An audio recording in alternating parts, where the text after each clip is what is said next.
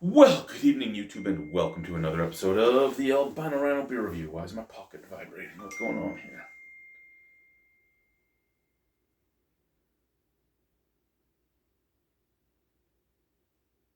Okay. Anyway, good day, and welcome to another episode of the Albino Rhino Beer Review. Today, you have the Rhino, and we're looking at some beers. I have 4 beers out tonight because a lot of you don't realize this. You think I drink every day. No, I just batch review. I do a few, then I'm done for a few. Then I have a few, then I'm done for a few. It's been a little bit since my last review, actually. I think the last reviews I did were, well, today's Thursday. It was sometime last week, so I think Friday night. So it's been a while. We're down to 28 videos on the phone.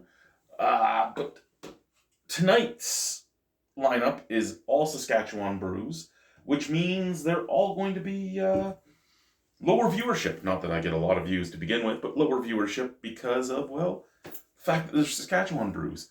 And looking at them, of these 4 breweries, only one of them I've ever seen outside of Saskatchewan in Ontario.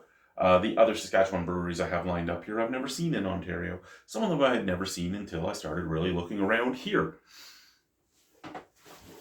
As in, like, I didn't see them until I started visiting more than one bottle shop type of thing. All that being said, why does Saskatchewan give lower viewership? It's not because people don't care about beer here. It's because the population of the entire province of Saskatchewan would fit into, like, well, is actually smaller than the GTA. The GTA has a bigger population than the entire province. So when you're looking at Ontario beers, especially Toronto beers, there's a lot more views because there's a lot more people that are like, ooh, what's this? What's that? What's this? Where here it's a lot less people intrigued. But at the same time, I'm intrigued. Right, Kat? Cupcake's coming to say hello. Hi, Cupcake. Yeah, you're a good girl. Harlow locked you down here with me, did she? Anyway, this is from Paddock Brewing Company in Saskatoon, Saskatchewan. This is Raspberry Weizen Wheat Ale.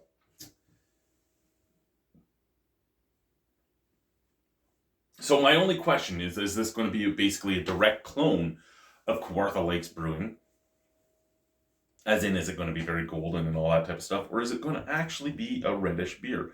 We have 4.7% alcohol by volume, Raspberry Weizen Wheat Ale, fruity, hazy, and refreshing. Ingredients: water, malted barley, malted wheat, hops, yeast. Fruit puree! Oh my god! Oh my! I'm a little excited. Little excited. There's been so many raspberry beers lately that have no raspberries in them. If this really does, oh gosh, darn it! That color isn't okay. A delightful fusion of our classic unfiltered German-style wheat beer with fresh raspberry puree. The raspberry notes enhance the banana and clove profile of our Hefeweizen, fusing into a wonderfully fruity combo. Crafted with care, this ale captures the essence of Saskatchewan summers, offering a refreshing and hazy taste that's perfect for those seeking a delicious experience. Saskatchewan summers can be hazy. It is so fucking hot. But it's a dry heat, so it's almost acceptable.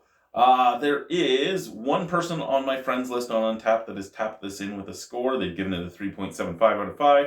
95 people in total have given this a score, 3.62 out of 5. And it was Pierre Oliver at the Connexus Arts Center in April of 2024. Oh, so he had this at that Taste of Spring thing. I was going to go to the Taste of Spring because they had like a festival. It was a festival of breweries and food and distilleries. And then I looked into it, and the tickets were like $60 a person to get in. And they didn't come with any free drink tickets or anything. And I'm like, as a person that has ran a beer festival, fuck that noise. And I didn't go. Yeah. So here we go.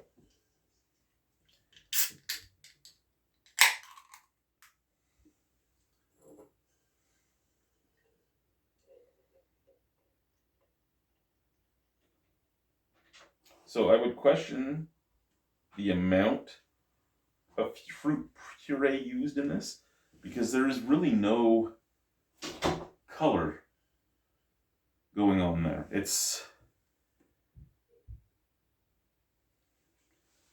maybe a little. No, not really. The head is slightly off white. The beer is hazy as crap, and it's more of an orange color than the yellow that you normally get, or blonde. So maybe there was some raspberry puree. I mean, again, most raspberry puree beers come off as a much redder hue, but it depends on how much raspberries you've used. Like that could be a raspberry puree because that is a lot thicker than an average wheat beer would be.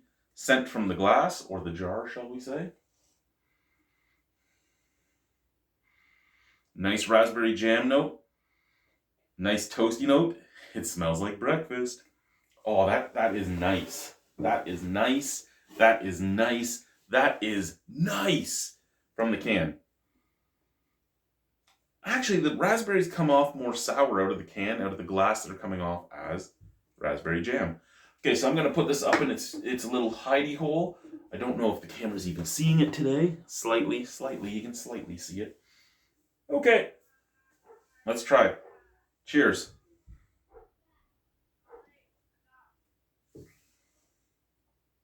Oh, so remember when I asked if this is going to be a clone to Kawartha Lake's Raspberry Wheat? This is kind of like KLB Raspberry's Wheat, but it has a lot nicer of a backbone than KLB Raspberry Wheat did. It is very bready. It's very biscuity. It's like you're chewing on some toast. You get that raspberry flavor. It's a nice sweetness. It's mixing with banana. It's mixing with cloves. It's mixing with a bready, biscuity, weedy flavor.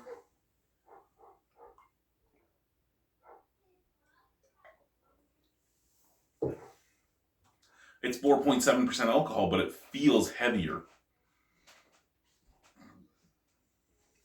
It sits lower in the stomach.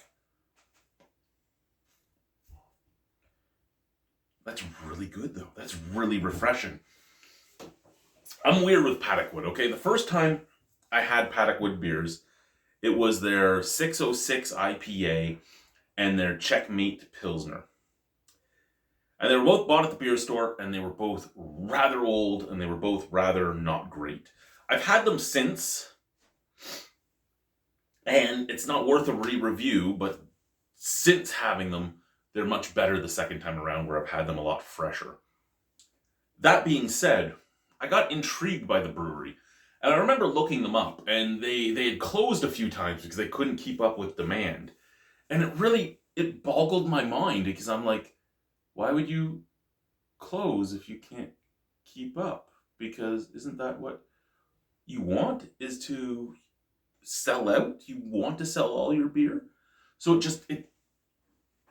it couldn't get through here. And we actually talked about it on Beer Dweebs United several times. But is what it is, right? I mean,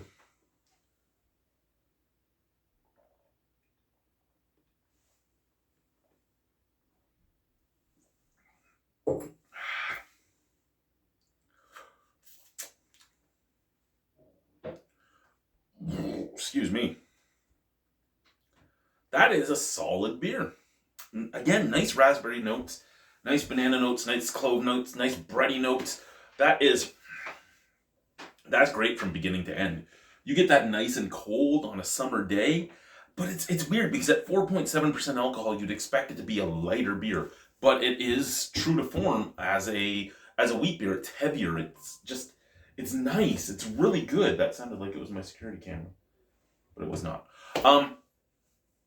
Really nice beer, really refreshing beer, really easy drinking. I'm surprised at how much I like this.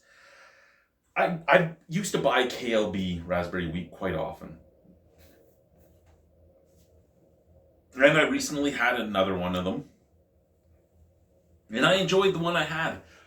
Albeit it was different than it was before. No longer brewed by Amsterdam Brewing, now brewed Publican House, I think. I think it was Publican House that now owns the KLB line.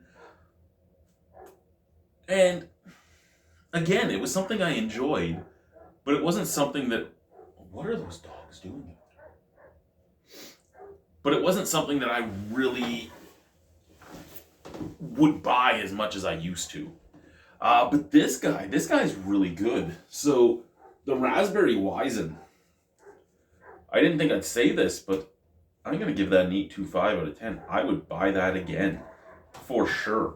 Thank you, guys. Bye.